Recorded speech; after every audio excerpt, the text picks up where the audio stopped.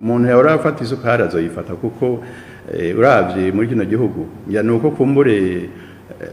ari isukari yaduze kuri urugero mugabo no mu bundi buzima ibintu byaraduze ndaguha akarorero mu menyeshamakuru sinzi kusoma kayoga amusiteri ubuhe iri ku bihumbi 4 ugiye mu kabare kameze neza usanga iri ku bihumbi 8 ba yuko unyoye amusiteri zibiri ni ibihumbi hafi 12 muri Sosumo bambwira ngo urumva ngo dukora duhomba ndababwira nti mwebwe ko byabananiye atana kimwe twovuga ngo privari maze kutuzanira mu gihugu murabadadaza nk'abandi ahubwo solution turiberalize isukari ngo yongo tuba dupfuye none ntimwananiwe none mwebwe mushaka gukira abene gihugu badakize urumva byerekana ko bo muri Sosumo bumva ninda zabo bariko bararondera ntibazi ko bariko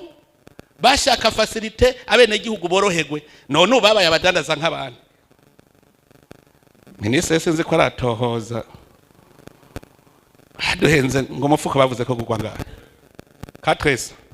nasanze desaka handi turahubwo desaka handi turwa ushitsa hibujumbura kandi ari umuntu yakuye amadolari kuri marché noir mbwira ingene Sosumo yakuye muri BRB ice vuga ngo aho nta kintu mwumva bijanye n'iri jambo umukuru w'igihugu yavuze ariko aravuga ivya Sosumo ati mwebwe ngaha nta kantu mwumva ntimwumva yuko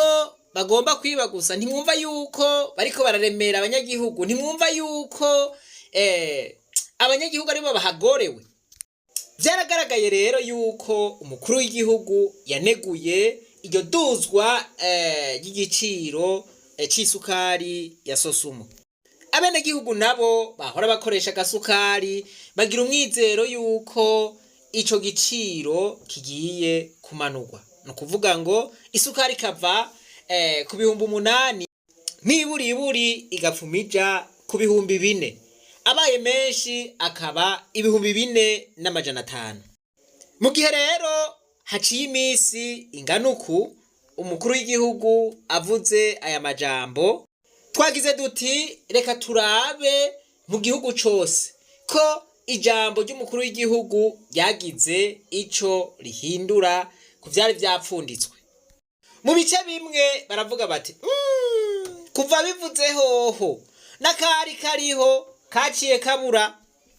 abandi bati aho duca turayibona bati mugabo iracari ku bihumbi 8 ntirakoroka abandi bati turayibona mugabo ntiri no ku bihumbi 8 iri ku bihumbi 9 abandi bati turayibona mugabo iri ku bihumbi 10 abandi bati turayibona mugabo iri ku bihumbi 11 tugiye turumviriza bamwe n'abandi twasanze ahiri igugwa hagati y'ibihumbi 8 n'ibihumbi 11 imwe idandazwa ku kiyiko ahiri ibiyiko 2,500 ibiyiko 12 n'ibihumbi 3 abene gihugu bati so twaravyikuyemo ivyicayi kuko ivyo bihumbi 8 nahiri ni bake usanga bariko barayigura bati nabifise usanga bariko bayigura bidoga reka bamwe mubumvirize ndagize mwiriwe mwigisha natwe turi amahoro turashima aho duherereye ku kibazo kijanye n'isukari numvise bavuga kijya bavuze yuko isukari bagiye kuzoyisha ku 8 umukuru w'igihugu akavuga yuko bidashoboka yewe isukari aho mherereye nta niyo ndabona nta niyo ndabona kabisa aho yogugwa ibihumbi 8 naho yo bigugwa 10 nta niyo ugenda ubonye isukari kabisa ntayo iraboneka ikintu cyari n'igitoro kabisa kiri sesa irahari n'amazutu ake araboneka ngaho ikibazo c'isukari nikiratoreka umuti isukari ntiturayiro sawa rero murakoze yego n'amahoro cyane rero ikibazo c'isukari twebwe aho duherereye mu ntara ya Kayanza neza muri komine Rango ni 10 ikiro aho kirose nuko bigorana no kucemera n'uba yifise biragorana. Mwari bambwiye yuko umufuko ashaka kurangura 1,500 kuri bajya bafise uburenganzira bwo kuyemprota, sinzi ko babita abagorosiste. 1,500 bavuga ikiro kiba kiriko kirangurwa 9,000, bamwe bakayigurisha rero 10,000, hariho naho usanga birenga. Nuko amahoro turabara mu myiza muri mwese. Twebwe duherereye muri Bubanza, shakasoka ari nako pimana nako turabona, tugaheruka muko kwezi kwahera kweri kwagura 3,300 ho nana ashina nako umuti kweri nako umuti kurema. Isukari reka yaba yavugwa basi kaboneka, ikazimba basi iboneka, ninaboneka no kuboneka. Ndatanze mwaramutse canke mwiriwe bivanye naho muherereye. Ego hama ikibazo c'isukari nubwo ngize ico ndakivuga ko amasaha agiye bivanye n'akazi sanzwe nkora ka buri munsi, ikibazo c'isukari cabaye ndanse kinka mperereye ngaho mu Gihosha, inkomozi w'ibuye kabisa. Na tuno twadesa amabutike bahora bagira rimwe ugasanga umuntu aguze nk'akadesa ca 400 akanwa kayo ubu ntikakiboneka. Basi eseho yituma izimba mugaye ikaboneka, ariko ubugiye kuyibaza ubwoba bawukwiruka nk'uko umengo uri nk'umusazi kugira kubaza isukari wobaza nk'urumogi aho kabisa. Nkaho mperereye ndiko ndabisha amaso. Mwaramutse mahoro ndamukize n'abandi banyeshuri bagenzi banje, amahoro y'Imana abane nabo. Hama nagira mvuge twe rero turarambiwe kandi birababaje kuza kumva umukuru w'igihugu yitotomba kandi inyishu zihari, kandi hariho abantu b'abagabo b'ijunje n'ijambo berekana inyishu izarizo. Rero ico mbona abantu berekana inyishu,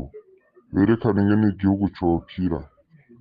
batari mu bidodomba ahubwo bafise inyishu z'ibibazo, nibo bari bakwiye kuba abakuru b'ibihugu. Nibabahe imyanya mu butegetsi, mu nzego, bakosora ibintu, baguma berekana ibibazo bihari bihanze igihugu, bakerekana n'inyishu zavyo. Abo nibo bagabo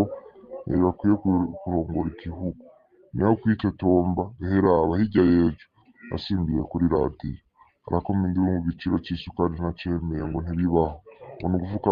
mu nda bene igihugu, nkaho umenga arababaye, nkaho umenga arabakunze, nkaho umenga aradukunze, ariko ikiro c'isukari n'isaha ntikirahinduka.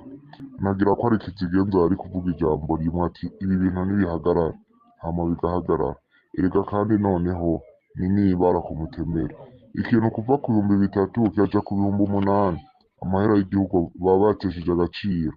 None abanyamahanga ntibazoyaha agaciro, kandi natwe turiko turayatesha agaciro kuva batanguye gutwara igihugu. Ndakeka ko ikiro c'isukari coba cagwa nk'amahera 800 muri 2005, ubu kigeze ku 8,000. None nibiyongera izindi manda bakagera kuri ya mbona kazoza bavuga yo muri 2060, ikiro kizoba kigugwa 80,000. Iryo niryo terambere none baduhayira batubwira ryo ku muntu. Uwo munyakubahwa rero wewe icakora ariyeza ku bene gihugu, agashaka kwerekana ko wewe muri ayo makosa atarimo, wewe ibintu bimeze neza. Burya ndazi ko muriko mugira ngo munteranye n'abene gihugu ngo aho nciye bamvume, nanje nzogera dukundane natwe twikobarize kontrevu. Aho tubonye udaraza isukari tumuha amakofe turabe ko nanje mushaka ko bankubita amakofe, naje ndababwire nti ngo tubakubita amakofe ndababonye babandi. Sicyo twaravuze baba muri iki abaturiye tubabone, abavuga ngo ni neva bariye babona babariye. je ndi kumwe n'abene gihugu jewe ndi kumwe n'abene gihugu aho bazogwa niho nzogwa je mbwira ingene jewe nogwara kwashi nk'abamayibobo kubera abene gihugu hanyuma no munsi ngo je ndabarya kandi ababarya ndababona arabufite uburenganzira Jembona twofuma dupfungura bari abapfunzwe bose namwe mukaja mukabasubirira bagaca baza bagacuruza isukari nkaraba ko nabo bagira uko muri ko murabigira nano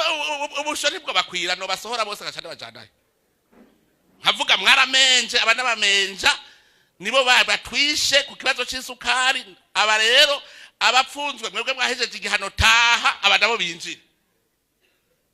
nandi bishobokaga umuntu yahora afata isukari azoyifata kuko